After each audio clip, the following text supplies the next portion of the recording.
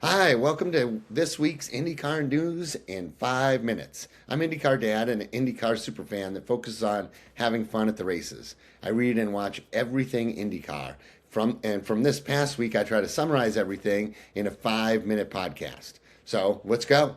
Quick updates. It looks like Honda and Chevy are committing to longer term powertrain supply. So that's really good for the series. One of the things that people were really concerned about is what if Honda left the series or what if Chevy left the series? And with a new car coming and everything like that, the series really does need two suppliers to work on the new car. So it's really great. It's also going to add a layer of interesting to the series because Honda and Chevy are each going to get one team charter, which means a guaranteed spot on the grid, and one of their teams of choice can compete for that winner's circle money. So that's like about $1.5 million that goes to the top 20, 21 cars. So that's great news for the series and for everyone involved. So congratulations, Chevy, Honda, and IndyCar.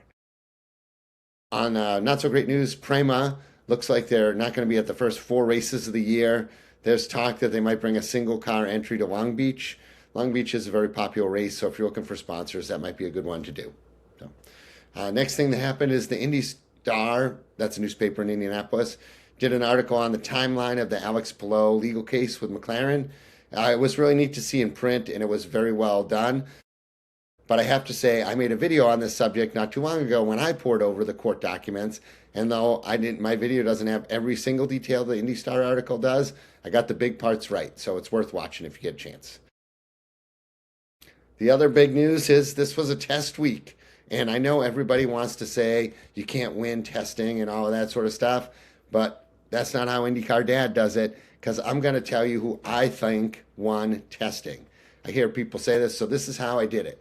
There were a morning session and an afternoon session, 12 cars in one, 11 cars in the other, on 2 days. So then, you could rank how the people placed. So first, second, third, fourth, up to 11th through 12th. So if you placed first, I gave you 1 point. If you placed second, I gave you 2 points. If you placed first in the afternoon session, 1 point. Same thing on day two.